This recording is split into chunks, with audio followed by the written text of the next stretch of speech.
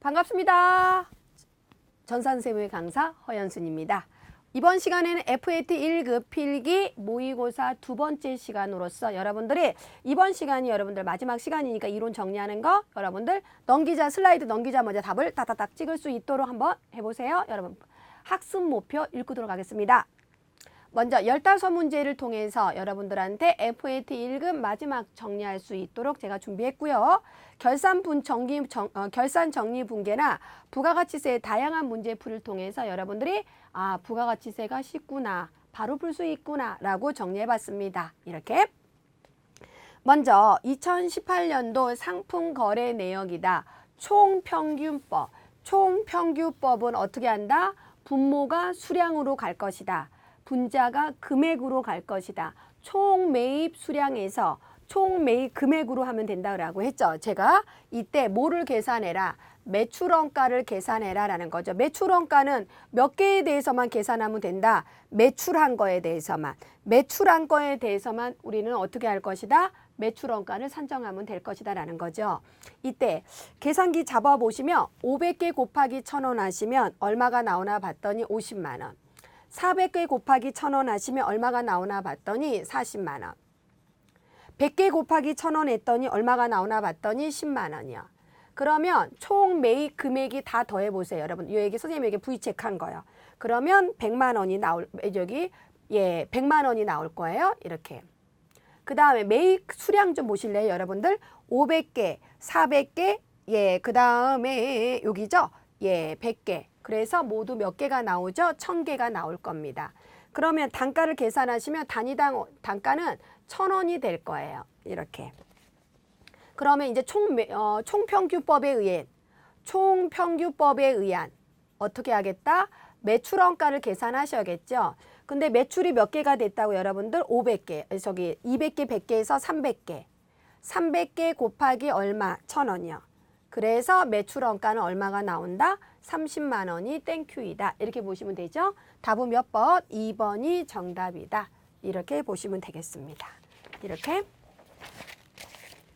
그 다음에 2번 들어가겠습니다. 다음 주 재고자산에 관련된 설명으로 틀린 것은 옳지 않은 것은 그랬습니다. 옳지 않은 것은 이렇게. 몇 번이신가요? 네, 2번. 2번이 틀렸다라고 보시면 되겠고, 왜 틀렸는지 고쳐놔 볼까요? 딱 눈에 보이잖아요, 여러분들. 선적지 인도 조건이면 누구 입장이라고 그래서요? 매입자 입장에서. 매입자 입장에서, 다시 말해서 선적되는 시점에 판매자가 아니라니까요. 판매자가 아니고 매입자 입장에서 어떻게 하겠다? 매입자의 미착 상품으로 된다라는 거겠죠. 이렇게 해서 판매자 입장에서 완료된다? 아니다라는 것은 답은 2번이다. 이렇게 보시면 되겠고요. 그 다음에 주식회사 항공은 제약은 2018년 7월 1일 날 신약 관련 특허권을 100만 원에 취득하였다. 2018년도 인식해야 할 무형자산 상각비는 얼마인가? 정액법이고요. 내용연수는 10년 월할 상각이다라고 했습니다. 어떻게 하셔야 돼요? 7월 1일 날 얘가 취득했으니까 여러분들 얘는 쓰실까요? 2018년도 귀속분이라고 한번 하고 가세요. 2018년도 귀속분이다라고 하는데 내용연수가 몇 년인가 봤더니 10년이요. 취득가액이 얼마인가 봤더니 100만 원이요. 이렇게. 곱하기 몇 개월 한다? 12분의 몇 개월? 7개월. 요 7개월은 어떻게 7개월이죠? 7월부터 12월까지다라는 거죠. 그래서 얼마가 나온다? 10만 원이 나오더라. 이렇게 보시면 돼요. 그래서 답은 몇 번이 되나 봤더니 3번. 여러분들 이거 회계 처리가 어떻게 되죠? 차변의 무형자산 상각비. 차변의 무형자산 상각비. 대변의 얘가 뭐다? 얘는 특허권이네요. 직접법으로 떨려 나가겠죠? 이게 이렇게 10만. 대변의 특허권 10만 원. 이 무형자산 상각비가 분류가 어디로 된다고요? 판관비. 판관비로 분류된다. 지금은 금액만 원하는 거니까 금액만 설정하시면 되고 만약에 회계 처리를 물어봤다면 직접법으로 회계 처리해 주시면 된다라는 거. 다음은 주식회사 항공의 결산 정리 분계이다. 손익계산서의 설명으로 옳은 것은 그랬습니다. 옳은 것은 이렇게 보시면 여러분들 잘 보세요. 예, 이 결산 분기에 통해서 손익계산서의 부분 오른 것은 그랬으니까 제가 비용만 적색으로 표시할게요. 차변의 급여 30만 원, 대변의 미지급 비용 30만 원. 얘는 부채니까 신경 쓸 필요 없고요. 이 아이는 비용이니까 어떻게 해줄 것이다. 얘는 빼줄 것이다 라고 보시면 되겠고요. 그 다음에 선급 비용은 자산이니까 신경 쓸 필요 없겠죠. 그리고 이자 비용. 이자 비용에 대해서는 어떻게 하겠다. 비용이다라는 거죠. 이렇게 다만 비용은 차변에 있을 때 빼준다는 걸 기억하시고요. 비용이 대변에 있으면 더해준다라고 생각하시면 되겠고요. 그 다음에 매도 가능 증권 평가 손익은 아예 신경 쓸 필요 없겠죠. 왜요? 기타의 포괄 손익 누계액이니까 이 아이는 신경 쓸 필요 없다라고 보시면 되겠고요. 단기 매매 증권 평가 이익은 얘는 뭐예요? 수익이죠. 얘는 수익이니까 어떻게 해주면 될 것이다. 더해주면 될 것이다 라는 거죠. 그러시면 어떻게 하셔야 돼요? 30만 원, 여러분들 편한 대로 하세요. 30만 원에서 비용, 이익이죠. 얘가 이익이단 말이에요. 여러분들. 거기서 여러분들 아까 얘가 비용은 차변에 있으면 빼주는데 대변에 있으니까 어떻게 하라 그랬어요? 더해준다라고 했습니다. 그래서 요 급여까지 더하시면 모두 50만 원이 될 거고요. 그 다음에 급여 빼주세요. 급여. 얼마가? 그거 보시면 30만 원. 이렇게. 그러면 이익이 얼마가 되는 거죠? 20만 원. 고로 법인세 차감 전 순이익이 이익이 얼마가 증가한다? 20만 원이 증가하더라 라고 보셔서 답은 몇 번? 1번이 정답이다. 이렇게 보시면 돼요. 그 다음은 현금 및 현금성 자산에 대한 설명이다. 가와 나로 들어갈 말로 옳은 것은 그랬습니다. 현금 및 현금성 자산은 통화 및 타인 발행 수표, 통화 대용 증권, 당좌예금, 보통예금, 큰 거래 비용 없이 많이 들었던 내용이죠.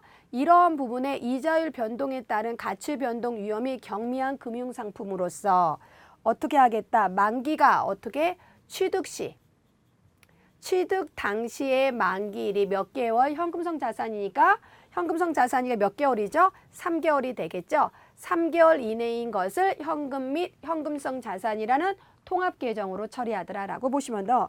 그래서 답은 딱 보이죠? 그래서 답은 1번이 되겠다라고 해서 답은 1번이다. 이렇게 보시면 돼요. 다음 문제 들어가겠습니다. 예, 다음은 결산일 현재 어떻게 하겠다. 주식회사 항공의 수정 전 시산표에 표시되어 있는 매출 채권과 대손 충당금 내역은 다음과 같다. 주식회사 항공의 기말의 매출 채권의 회수 가능액이 15만 원이라고 추정한다면 재무상태표에 표시돼 대손 충당금 잔액은 모두 얼마인가 이렇게 보시면 얘는 기말 대손 충당금 잔액을 물어봤어요. 지금 이렇게 얘는 어떻게 계산하면 봤더니 매출 채권 장부가액에서 그대로 갖다 껴 넣기만 하면 되겠죠. 매출 채권 장부 금액에서 매출 채권 회수 가능액을 빼세요. 회수 가능액을 빼면 제가 적색 잡고 갈게요. 매출 채권의 장부가액이 얼마죠? 20만 원. 회수 가능액이 얼마죠? 15만 원. 그러면 기말의 매출 채권 잔액은 얼마가 된다? 5만 원. 이렇게. 그래서 답은 몇 번? 2번이 정답이다. 이렇게 보시면 되겠습니다. 그 다음에 비유동부채에 해당하는 것은 그랬습니다. 비유동부채의 정의가 뭐였어요, 여러분들? 1년 이후에 현금화가 될 수 있는 자산이다. 현금화가 될 수 있는 자산을 비유동부채라고 한다. 골라내시면 그렇죠. 답은 4번이다. 여러분들 무엇 충당부채라고 적혀 있는 거는 다 비유동부채라고 생각하시면 돼요. 앞에 뭐 제품 보증 충당부채 이렇게 나오는데 무엇 충당부채라고 나오는 건 다 비유동부채이다라고 보시면 되겠고, 시험에서 제가 그랬죠. 저번에 전산회계 할 때도 말씀드렸지만 여러분들 요 비유동부채예요. 비유동부채. 예. 비유동부채를 물어보는 문제가 많이 나오는 대표적으로 또 뭐가 있어요? 사채가 있겠죠. 사채가. 그 다음에 제일 많이 나오는 거 또 임대보증금이요. 임대보증금도 비유동부채이다. 이렇게 보시면 되겠고, 또 어떤 것들이 있었어요? 장기차입금이요. 요 네 가지 암기하세요. 여러분들 요 네 가지에 대해서는 비유동부채로 분류할 것이다 라고 보시고, 그래서 답은 4번인데 매입채무는 어떻게 하겠다? 외상매입금하고 지급어음. 외상매입금하고 지급어음을 매입채무라고 할 것이다. 단기 차입금은 유동부채이다. 미지급 법인세도 유동부채이다. 이렇게 보시면 되겠죠. 그래서 답은 4번이 된다. 이렇게요. 그 다음에 다음 중 주식회사 항공의 임차료와 관련된 자료이다. 기말에 주식회사 항공이 수정할 결산 분계로 어떻게 하겠다? 옳은 것은 이렇게 단 월할로 생각하세요 라고 했습니다. 월할로 이렇게 보시면 2018년도 5월 1일 날 사무실을 임차하고 1년분 임차료 24만 원 현금으로 지급하였다. 그리고 우리 경약아시가 다음과 같이 회계 처리되었다라는 거죠. 그러면 여러분들 이거 보세요. 2018년도 5월 1일부터 12월 31일 지날 거고요. 2019년도 1월 1일부터 언제까지? 4월 30날까지 가겠다라는 거죠. 보시면 2018년도 5월부터 12월 31일까지는 당해년도 임차료가 될 겁니다. 이렇게. 그리고 2018년도 1월부터 4월까지는 뭐가 된다? 성급분 임차료가 된다. 얘가 바로 뭐다? 자산이다. 무슨 자산이다? 성급비용이라는 자산이 될 것이다 라는 거죠. 그래서 24만 원 곱하기 어떻게 하겠다? 12분의 4개월로 해줄 것이다. 이렇게 보시면 되겠죠? 그래서 얼마가 나온다? 8만 원이 어떻게 성급분이라는 자산으로 갈 것이다. 그래서 보시면 차변의 임차료 대변으로 보내주세요. 대변으로 보내줘서 대변의 임차료 8만 원 그리고 상대 계정은 어떻게 하겠다? 성급비용이라는 당좌 자산으로 처리된다. 이렇게 보시면 되겠습니다. 그 다음에 다음 중 손익계산서에 반영될 내용으로 옳은 것은 그랬습니다. 손익계산서에 반영된다라는 것은 뭐가 가는 거죠? 수익과 뭐가 가는 거죠? 비용이 간다. 이렇게 생각하시면 되겠죠. 매도가능증권 평가손익. 매도가능증권 평가손익은 어디에 영향을 미친다? 얘는 기타의 포괄손익 누계익이라고 그랬죠. 기타의 포괄손익 누계익이니까 이 아이는 재무상태표에 영향을 미친다. 이렇게 해야 된다라는 거 보시면 되겠고요. 그 다음에 특허권을 취득하기 위해서 지급한 거. 얘는 특허권이라는 무형자산에 속하는 거죠. 무형자산이니까 어디에 영향을 미친다고요? 재무상태표에 영향을 미친다. 이렇게 보시면 되겠고 그 다음에 취득 재비용에 대한 건물의 취득가액이다라고 해서 얘도 뭐예요? 취득원가주의를 갖고 있으니까 건물로 처리할 겁니다. 건물은 분류가 어디로 분류된다고요? 유형자산으로 분류가 되더라라고 보시면 되겠죠. 그래서 답은 몇 번? 2번이 되더라. 2번은 감가상각비. 감가상각비는 분류가 판관비이다라고 보셔서 비용이다. 이렇게 보시면 되겠고요. 답은 몇 번? 2번이 정답이다. 이렇게 보시면 되겠습니다. 그 다음에 단기에 지출한 자료가 다음과 같을 때 판관비로 분류되는 것은 그랬습니다. 판관비로 어떠세요? 급여, 판관비. 제가 동그라미 표시할게요. 퇴직급여, 판관비. 단기매매증권 평가손실 쓰실까요? 얘는 영업의 비용이다. 그럼 얘는 아니네요. 판관비가 아니니까. 접대비 어떻게 되나요? 접대비, 판관비. 그래서 얘는 맞다라는 거고요. 감가상각비 얘는 판관비이다. 이렇게 얘는 맞다라고 보시면 되겠죠. 배당금 얘는 배당금 수익이다라고 해서 영업의 수익으로 분류되더라. 그래서 얘도 아니다. 이렇게 보시면 돼요. 그러면 선생님이 말한 거 계산기 잡아보실래요? 100만 원하고 50만 원하고 48만 원하고 30만 원 다 더하면 답은 몇 번? 그렇죠. 228만 원. 228만 원이 뭐로 분류된다? 판관비로 분류된다. 이거 보시면 되겠습니다. 10문제 재무얘기 한번 해봤고요. 부가가치세 보겠습니다. 부가가치세는 사업장의 범위로 잘못 짝지어진 것은 틀린 것을 골라라라고 했습니다. 이렇게 답은 몇 번이죠? 네, 4번이 틀렸다라고 보시면 되겠고 광업이라고 하면 광업 소재지를 납세지로 보겠다. 이렇게 보시면 되겠고 그 다음에 제조업은 최종 제품을 완성하는 장소이다. 최종 제품을 완성하는 장소, 제조장을 의미할 것이다 라고 보시면 되겠고요.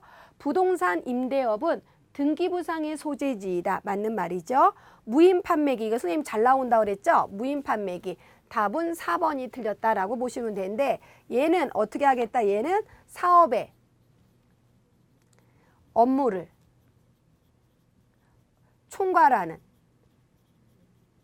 장소이다라는 거죠. 그 업무를 총괄하는 장소, 그 업무를 총괄하는 장소를 사업장으로 보겠다. 이렇게요. 그래서 답은 4번이 틀렸습니다.